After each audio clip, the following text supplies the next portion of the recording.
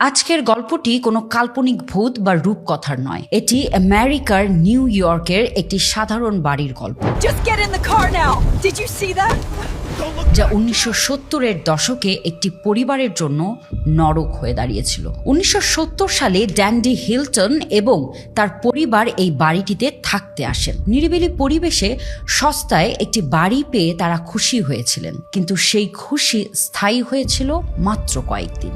বাড়িটিতে ওঠার পর থেকেই পরিবারের সদস্যরা অদ্ভুত সব আওয়াজ শুনতে শুরু করেন। মাঝরাতে মনে হতো দেয়ালের ওপাশ থেকে কেউ যেন নখ দিয়ে আঁচড়াচ্ছে, কিন্তু পরীক্ষা করে দেখা যেত সেখানে কিছুই নেই। একদিন ড্যান্ডি লক্ষ্য করেন তার শোবার ঘরের জানালায় কেউ একজন দাঁড়িয়ে আছে। লোকটির উচ্চতা ছিল অস্বাভাবিক এবং তার অবয়ব ছিল ধোঁয়াটে। প্রথমে সে ভেবেছিল এটি কোনো চোর, কিন্তু যখনই তিনি কাছে গেলেন অবয়বটি বাতাসের সাথে মিলিয়ে গেল।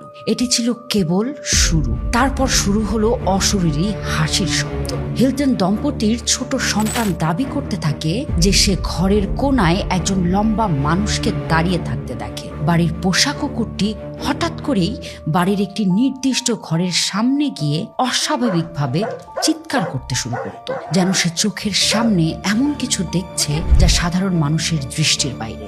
ভয়ঙ্কর সেই রাত সবচেয়ে ভয়াবহ ঘটনাটি ঘটে যখন ড্যান্ডি একদিন বাড়ির বেসমেন্টে যান। তিনি দেখতে পান একটি ছায়া মূর্তি শূন্যে ভেসে আছে এবং তার দিকে এক দৃষ্টিতে তাকিয়ে আছে। ঘটনার আকস্মিকতায় তিনি জ্ঞান হারান।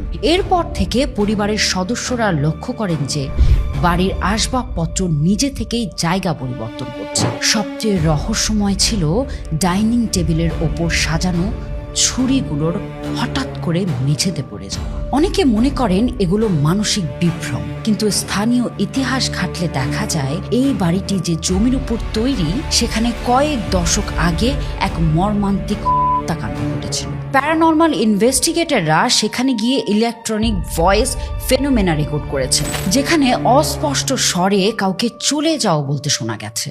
আজও অনেক পর্যটক সে এলাকায় গেলে অদ্ভুত এক অস্বস্তি অনুভব করেন।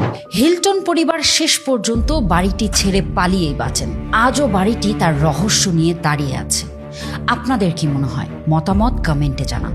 এমন আরও রহস্যে ঘেরা সত্য ঘটনা জানতে আমাকে like, share, comment and subscribe করতে ভুলবেন না।